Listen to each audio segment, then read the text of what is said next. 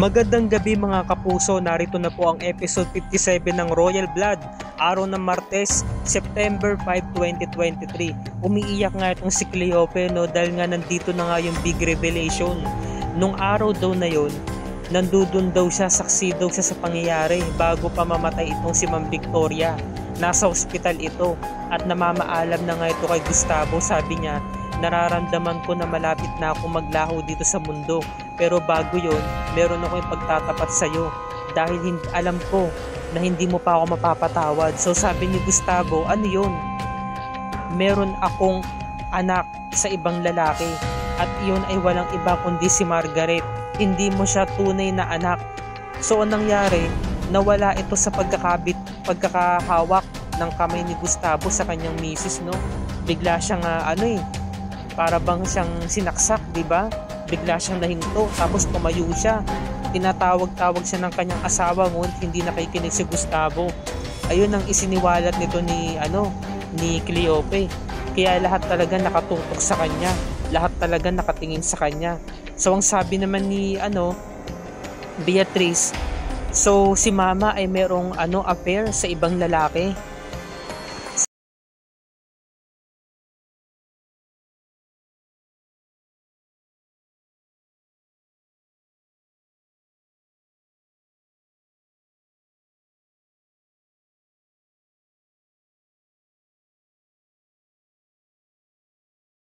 Magkapatid pala sila sa ina. At sabi nga niya, so tama pala yung sinasabi niya. Sabi naman ni Louie, ano yun ma'am? I am free. So naalala niya sa panaginip niya si Gustavo. You are free now, Margaret. So natatawa na lamang si Margaret sa mga nangyayari. Tumatawa siya, sabi niya, leave me alone, hindi ko kayo kailangan lahat. Kailangan ko mapag-isa, iwanan niyo ako dito, hindi ko kayo kailangan. I am free now. Diba? Tama ang sabi niya, malaya na ako. Hindi ko kayo kapatid. Hindi kita kaano-ano, Beatrice, Christoph, kayong lahat. Wala akong connection sa inyo. Tumatawa na lamang si Margaret, no? Tinatawa na lamang niya habang siya umiiyak. Kasi nga sobra na Sobra na yung sakit. Diba? Sabay-sabay, sunod-sunod na yung sakit na talagang ipinadama sa kanya. Sunod-sunod na yung mga problema hanggang sa nakatulog na nga siya. Tapos nung naalipungatan siya, nakita niya na binabantayan pala siya ni Cleope. So nung lumapit si Cleope para hawakan siya, sabi niya, don't touch me. Sinabi niya, no? Ngayon sabi naman ni Margaret, Cleope, patas na tayo ngayon. Kasi ikaw ang nag-donate ng dugo ko. Kaya hindi kita ngayon masisisi kung bakit hindi mo sa akin sinabi ang katotohanan. Sabi naman ni Cleope, no? Anak, huwag mo kong matawag-tawag na ganyan. Alam mo kaya ko to sinabi dahil para malaman mo na rin ang katotohanan, pero ginawa ko yon dahil mahal kita. Ginawa ko yon dahil gusto kitang protektahan, ayaw kong masaktan ka sa mga katotohanan. Tapos sabi naman ni Margaret, no, kaya pala biglang nagbago si Dad simula nung namatay si Ma'am. Kasi doon niya napagtanto na hindi niya ako anak kay Ma'am. Kaya pala ganun yung galit niya sa akin. Hindi pala to dahil lamang kay Efren, kundi dahil ito sa anak ako ni Mami sa ibang lalaki. So yun na nga, napagtanto na nga ni Margaret, no? Kasi nga dati mabait nga sa kanya si Gustavo pero biglang nagbago. So ito na nga, umuwi na nga tong si Manang Cleope at nadatnan pa niya na itong si Lizzie gising pa. Sabi niya, Lizzie, ba't di ka pa natutulog, ating gabi na? O sabi naman ni Lizzie, sabi naman ni Tasha muna, patulog na rin po itong si Lizzie, Manang. Sabi naman ni Lizzie, Manang, ba't po kayo umuwi dito? Di ba ho, hindi nyo dapat iniiwan yung anak ninyo na nasa ospital? So nagulat yung mga katulong. Sabi naman ni Marta, umiling siya kay Tasha. Sabi niya, naku Manang, tulog na ho kayo. Sabi kasi ni Manang, ano yung Lizzie, ano sabi mo? Sabi mo Lizzie, ano yung sabi mo? Pakiulit. Sabi naman ni ni Lizzie, kasi po sabi po nila anak nyo daw po si Tita Margaret. Sabi Lizzie, eto ha, hindi ako galit sa'yo. Alam mo, wag na wag ka makikinig sa mga pinag-uusapan dito ng mga nakatatanda. Alam nyo, kaya ko lang naman inaalagaan si Margaret dahil parang anak na rin ang turing ko sa kanya. Dahil nga wala akong anak, diba? So umalis na si Cleope at susundan nga siya ni Tasha. Pinaubayan niya muna ito kay Loida. Sabi niya, pupuntahan ko si Manang, hingi ako ng tawad. So pagpasok ni Cleope, tumatawag siya. Sabi niya, no anak, umuwi muna ako saglit. Ayaw mo, pupuntahan kita agad magkikita na tayo. So nung ano na nga, kinuha nga ni Cleope yung sabon dahil nga maghuhugas sa loob ng banyo. Kusa naman pumasok itong si Tasha at tinatawag sa sabi, Manang, pagpasok ni Tasha walang tao. Habang si Manang naman naghuhugas muna ng kamay sa loob ng banyo. Ngayon, narinig ni Tasha na merong nag-text dun sa cellphone ni Manang Cleope. Yung pag-check niya dun sa may screen, merong nakalagay na Yano.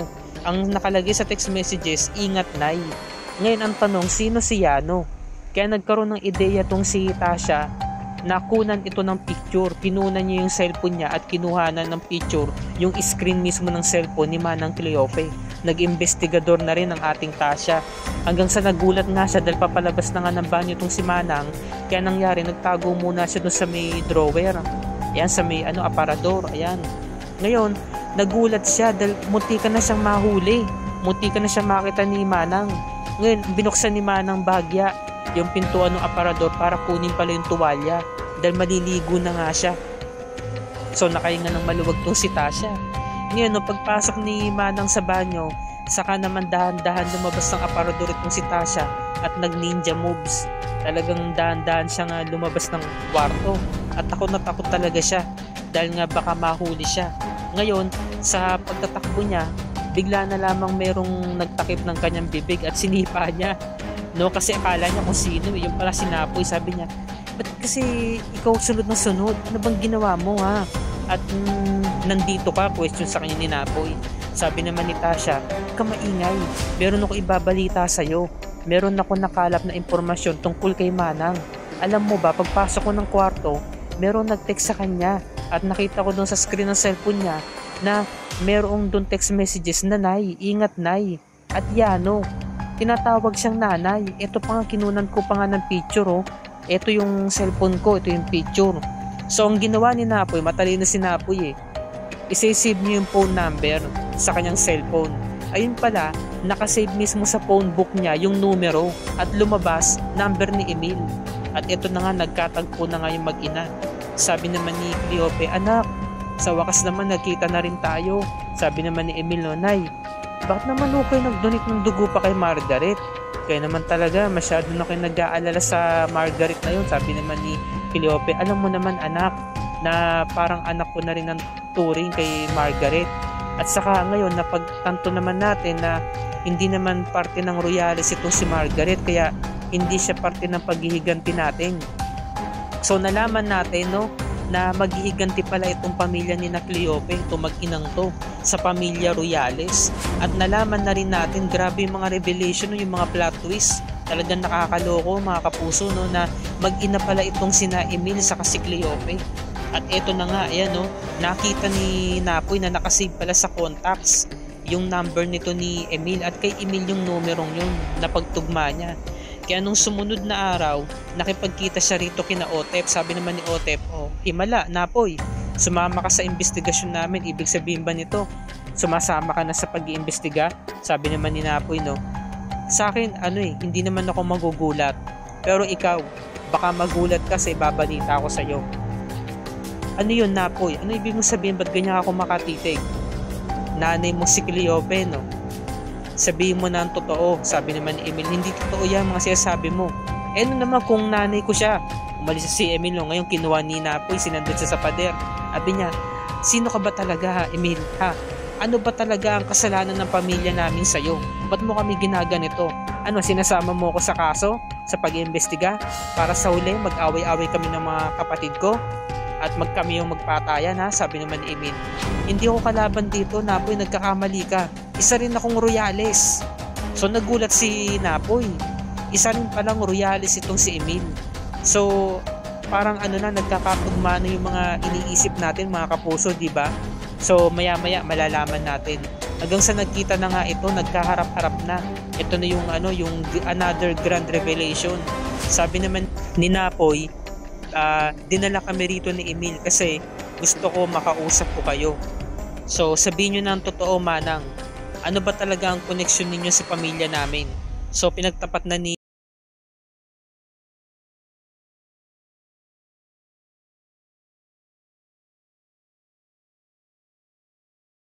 ginahasa ako ng kapatid niya si Don Eduardo hanggang sa nabuntis ako.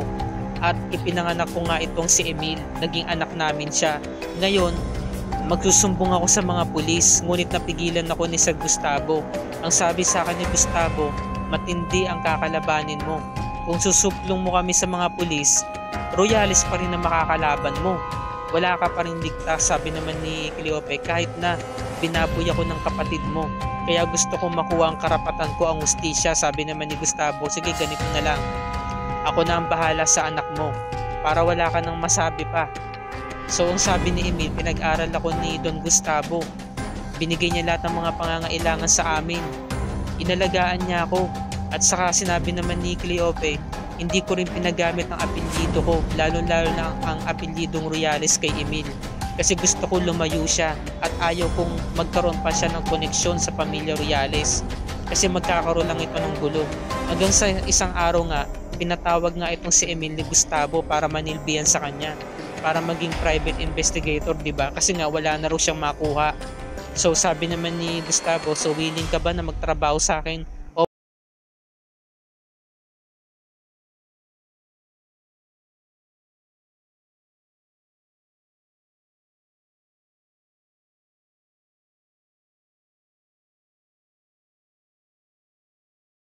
sa mga pulis.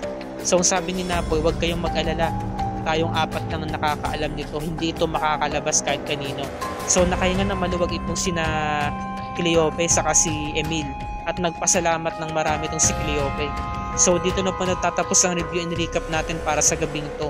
Bukas, no, duda pa rin talaga si Napoy sa mga nakalap niyang istorya na isiniwalat nitong mag-inang sina Cleope saka si Emil, diba? Kasi ang hirap magtiwala. Samantalang itong si Margaret, hindi pa rin niya napapatawad si Beatrice. Ipinagdarasal niya ito dahil tinuturo niya itong demonyo. Tinataboy niya. Si Bacado, sinaniban daw ito ng demonyo. Kaya kailangan daw niya ng exorcism. O sabi naman ni Beatrice, pwede ba wag mo akong itaboy, hindi ako demonyo? Samantala, magkakaroon sana ng board meeting, ngunit yung mga board of directors hindi na tumuloy sa meeting, no, ng Royal Motors. At hinahanap ito ni Christoph. Sabi naman ni Napoy, hindi na sila darating dahil walang meeting na magaganap. Yun pala, nagtulong itong magkapatid na si Napoy sa si Beatrice para nga naman hindi nga naman pagbotohan ng mga board of directors itong si Christoph na maupo, na papalit, no, bilang CEO ni Margaret. Yun pala, napagdesisyon nila na hindi pa rin talaga tatanggalin itong si Margaret bilang CEO ng Royales Motors. So ito yung ikinagalit ni Christoph, kaya sinampal niya ng malakas itong si Beatrice. So alamin natin, no, sa mga susunod pang episode, mga kapuso, kasi talagang nakakabaliw, no, talagang nakakaloko, nakakawindang yung mga nagaganap dito sa Royal Blood. Dahil talagang ang daming plot twist, ang daming suspense, nakakakaba, nakakatakot yung mga pangyayari. Ang dami pa talagang magaganap sa huling 3 linggo. Kaya ito yung wag na wag nating palalagpasin, mga kapuso. At kung bago ka pa lamang sa akin channel, please like this video at i-share mo na rin ito sa iyong social media platforms. I-hit mo na rin ang subscribe button with notification bell icon para lagi ka updated sa mga episodes ng Royal Blood and other GMA shows tulad nito. Magandang gabi sa inyo lahat, mga kapuso. Maraming salamat sa inyong panonood and God bless us all.